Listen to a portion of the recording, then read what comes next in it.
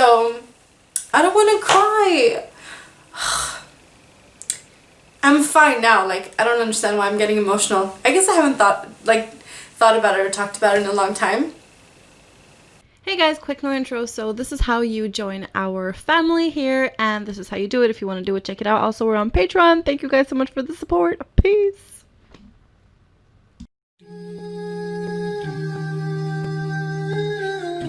Assalamu alaikum wa rahmatullahi wa barakatuh, everyone. Welcome back to my channel. I'm Sheikha, and today I'm gonna do a story time of the scariest moment in my entire life. I'm 28 years old, and this particular event that I'm sharing with you guys happened when I was 19 years old. So it's a long time ago. Don't be worried for me, I'm okay. When I was 19 years old, a man broke into my apartment and tried to kill me with a crowbar. Wallah. I'm gonna tell you everything, but first, let's jump into the backstory. So at this point, I'm 19 years old. I just started uni in Oslo, so I grew up in a really small town, and basically in the town I grew up in, everyone knows everyone, everyone's friendly. I was living in this little apartment complex for students. It's like a student building area, which is like in the worst area in Oslo ever. Like, this is the worst part of Oslo. I lived there in one of the most ratchet buildings you could ever imagine. It looked like a jail cell. I've seen jail cells that look nicer than the apartments. Anyways, I moved there by myself, obviously.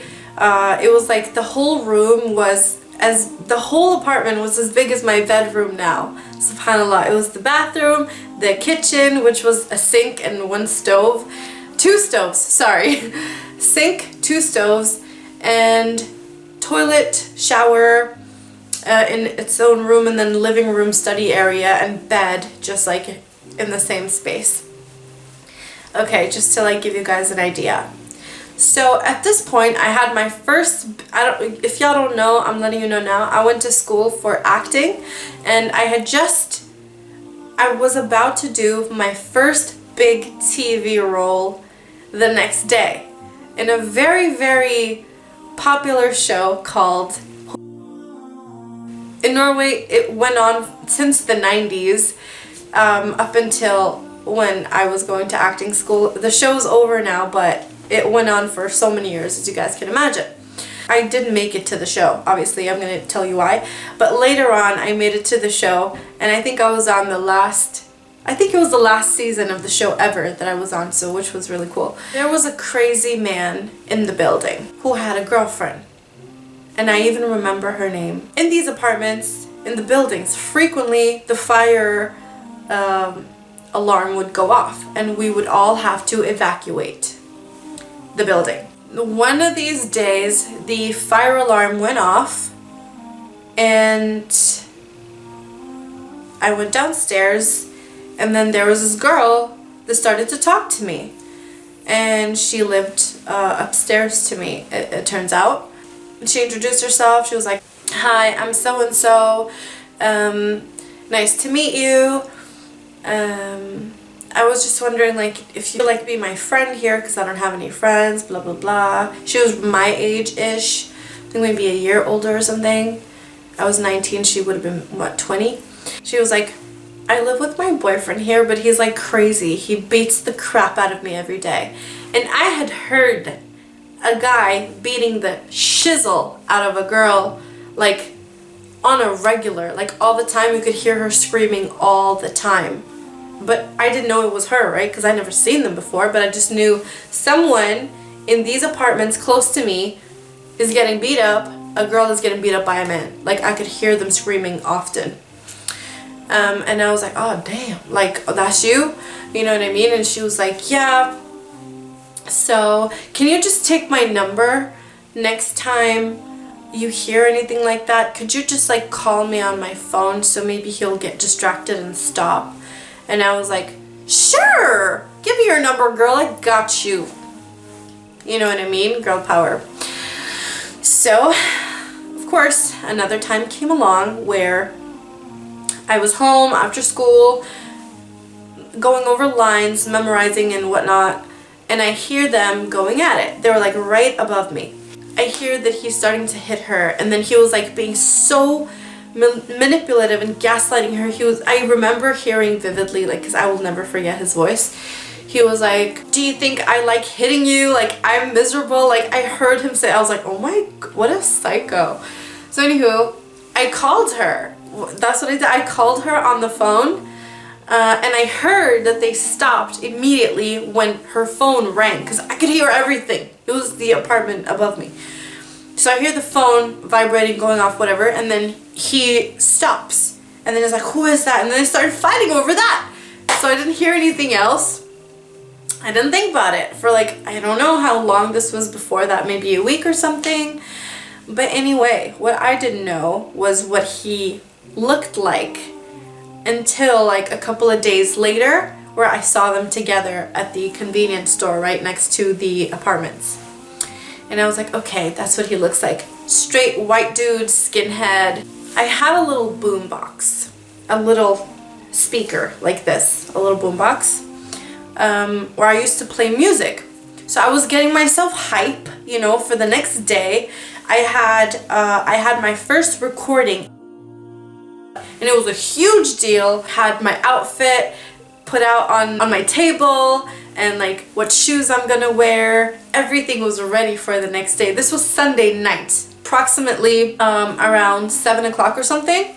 So I put some Michael Jackson. I was listening to some Michael Jackson on the speaker, but it's not that loud. Like, it's a small little speaker for the phone, so it didn't have that much sound. And then he like thumped on his floor, which was my roof, to like shut me up. And I was like, oh hell no, I'm gonna be quiet, because I was scared of him, obviously, like he's a crazy. So yeah, I turned off the music immediately. At this point, it's like around 9 o'clock or something, 9. And I was making tomato soup, stirring it up on the stove. And like, let's just say this is the stove and then this is the door. It's literally this close to each other, because the apartment, like I said, super small, tiny. I hear a knock, like an aggressive knock. So, and all of the why I opened, don't call me dumb just yet. First of all, I didn't have a peephole. Second of all, there would be like security all of the time that worked in the building, but I thought it was security because they would frequently come upstairs, because people would smoke and sell drugs like everywhere in the apartments. So they would like knock on the doors to come in and smell and see if you were doing drugs.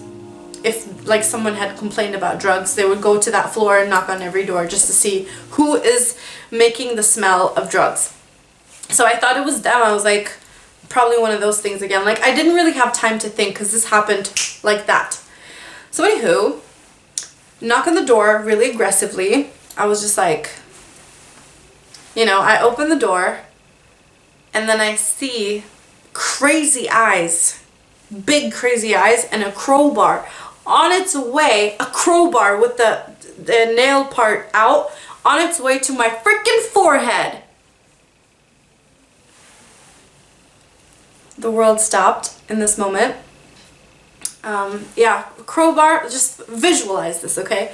Crowbar, and then, because I opened the door slightly, and then I just pushed it and locked the door real fast, and grabbed my phone, ran into the bathroom, locked the door. Call the police immediately, and like the police station is literally the, like, here's where I live, the apartment complex, and then across the street, police. Always, always, always.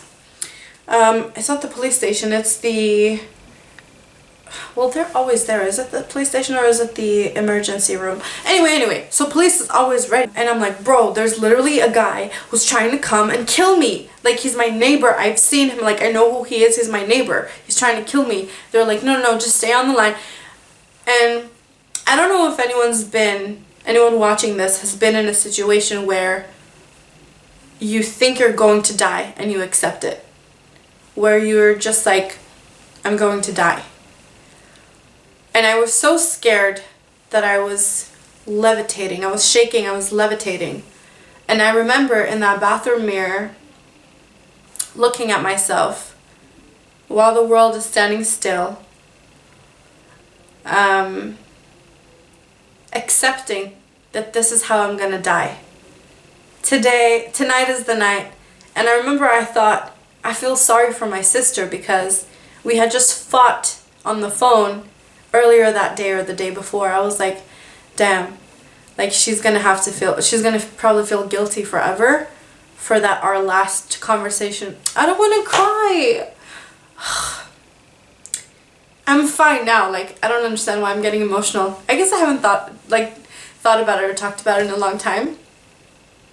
But I love my sister so much. Ugh, okay. So, I remember he broke the door. It was like a wooden door. Like, it wasn't a fancy new door. Like I said, this was a ratchet building. So, with his crowbar, he opened the door. Like, he broke the door. There was a hole in the door. And now he was trying to get into the bathroom door. And the panic was just, I can't explain. Like, it was, wow. I just accepted it. I was like, he's gonna kill me. And I told the police, I was like, I'm gonna die. He's like in the apartment now. I hear him. He's starting to try and open the bathroom door now with his crowbar. And the last thing I'm gonna see is this crazy ass man. Like, who knows what he would have done to me if he got his hands on me. You know, and it went quiet all of a sudden. And I hear dogs. And all of this happened in 2 minutes span, 2-3 minutes tops, but I think it was 2 minutes. All of this happened. And the police was already there. They came with literally like SWAT and dogs and like 10 policemen. But I didn't know that this is at the time. I just heard a lot of people, a lot of men coming in with dogs. And I still had the 911 or like the police operator on the phone, and it was a woman. She said, they're there now, they're in your apartment.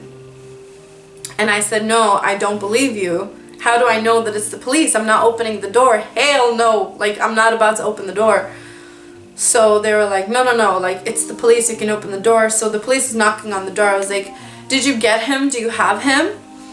And then they were just like, no, you need to open the door. We have to ask you questions. I'm like, you're not the police. Like, I'm not opening the door. Forget it. They convinced me to open the door eventually. And I asked the operator, like, are you sure it's the police? Like, I'm trusting you. I'm going to die. Like, seriously? She was like, no, it's the police. They're in your apartment right now. And they were confirming and like, they're get out of the bathroom. And I was like, okay. The guy wasn't there. The police... there was like 10 policemen and dogs in my apartment, and my door was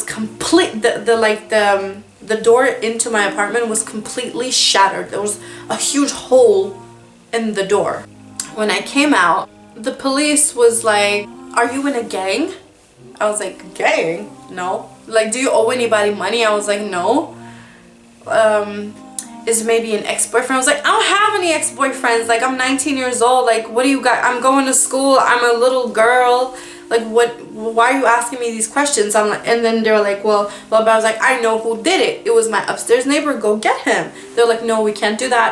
And so when the security dudes came to my apartment as well, obviously they came as well, the security that was for the building, I told them, I was like, they'll tell you, they know who he is. Like, they know that it's this crazy dude that lives upstairs. And I said, because everyone, when you move into that apartment, they take a picture of you. So I said, in their database, they have a picture of him. If I see the picture, I can tell you it's this guy. You can go upstairs and get him. Because when he heard the police, guess what this guy did? He just walked out of my apartment and went upstairs. 1 flight of stairs, like 5 staircases, and he was in his apartment, or he ran or whatever. But it was easy for him to just, like, when he heard obviously the police and the dogs and everything, he was gone. He wasn't there no more. I didn't know that until I came out, because like I said, I thought they had him. The next day, obviously I wasn't able to go to my to the shoot to do the show, but I was at the police station all day. I had this like really rude, horrible woman who was interviewing me. Like, you know those police interviews where you like tell everything that happened? And she was just like rude. Like, she was insinuating that I was wrong somehow, or like it was my fault, or I knew the guy, or like had a relation, or like it was something. Like, I was like, no, like, do you not understand what I'm saying? Like, this was my freaking crazy neighbor who's used to beating girls up. He wanted to come hurt me because he felt like I was interfering in his relationship. And he was just like, okay, she's home, let me go get her. Like, he had like drug-induced eyes. I know what that looks like. Yeah, I was there the whole day. My parents came. My social anxiety that I already had my whole life, but like quadrupled that day. And from that day on, if you don't have an appointment with me, if you don't call me, even my husband, he's not allowed to just come in the house. No, sir. He calls me first. This is 8-9 years later. I have a weapon by my door, always. And I don't open the door for anyone. Like, even if it's my mom, I don't open the door. Sorry, mini bag. Unless she calls me and says, it's me, I'm at the door right now, and then confirms it. Like, even though I have a peephole, I will not open. Every time I hear someone knocking on the door or ringing the doorbell, I have post-traumatic stress disorder right now. PTSD, yeah. I don't open the door for anyone. Anyway, what happened later? I'm just like letting y'all know this is my long-term effect from this one episode. And it changed my life in that way where I'm just afraid of people. Because you never know if someone's crazy, you know, and that's just, because when people come up to me, even, I'm scared. Like, you guys, I love it when you guys come up to me, but it also scares me in the beginning because I don't know who you are, and when you're like, oh, hi, and I'm like, oh, what's happening? And then you're like, I follow your Instagram or whatever, and then I'm like, oh, okay, alhamdulillah, like, I'm not scared anymore after that. But just the initial someone I don't know approaching me freaking scares me so much. But yeah, don't stop coming up to me because I love it. It makes me happy. Instead of just getting the guy, the police is like, no, we have to launch an investigation, blah, blah, blah. Which took like 3 weeks until I heard back from them after that day. And those 3 weeks, I wasn't in my apartment. The company that has the apartments gave me a new apartment for the same price, but a newer apartment that was like fresher and in another building. It was like not far from the first building, but like a newer building, and a couple of my friends actually lived in that building, so it was great. I had an amazing time in that new building. Some of my classmates also lived there, so we would like go back and forth to school, so that was kind of nice. I quit my job because at the time I had just gotten a job at like a flower shop. Wanted me to like close up shop and stuff like that, and my anxiety was like, I was just so afraid. I didn't want to engage with anyone that I didn't know, or like if it was school or whatever, fine, but like strangers, I never talked to anyone, because before that I would talk to everybody. Like, I'd be like, hi everyone, like everywhere I went I'd be like, but then I just became closed off after that. It is what it is. Mental health is important to keep in mind, and always be kind to people because you don't know what they're going through and you don't know why they act the way they do. For example, for me, people always find it weird if I'm in someone's house and then their door rings, I go and hide. Or if I'm home and someone rings our doorbell, I go and hide. And then I pretend like I'm not home because I'm scared, even though I know it's safe. So what happened with the case, didn't hear from the police again until like 3 weeks or so. When I heard back from them, they took me in, they showed a bunch of pictures of like random skinhead white guys when I already know who he is. They showed me a picture of every skinhead white guy in Norway except for this guy. So yeah, and then they sent me a letter in the mail that said the case is closed because we didn't see it fit to continue with the investigation because your body didn't have any injuries. There was no injury on you. And I was like, what about all the therapy and all the anxiety and all the PTSD? But no, that didn't matter because I was in one piece. Alhamdulillah. I just always think back to that. The reason why also I think I got emotional before when I was telling the story is because at the time I was very much a very open atheist, very much. And I know that now that why Allah didn't allow anything to happen to me was because I was supposed to accept Islam. So yeah, that was my story. I hope you guys liked this story time. If you like this video, please subscribe to my channel. Leave me a comment. Let me know, have you ever been in a situation where you thought you were gonna die? Assalamu alaikum wa rahmatullahi wa barakatuh. So remember to check out our description box for the links of our Patreon and how to join our family. Thank you so much for your support. We really appreciate you. Bye. Thank you guys so much for watching, and that was all we had for now. Let us know what more content you guys want down in the comment section, and if you like this video, give it a thumbs up, and please subscribe to our channel if you already haven't. Love you guys so much. Thank you for your support. Assalamu alaikum wa rahmatullahi wa barakatuh.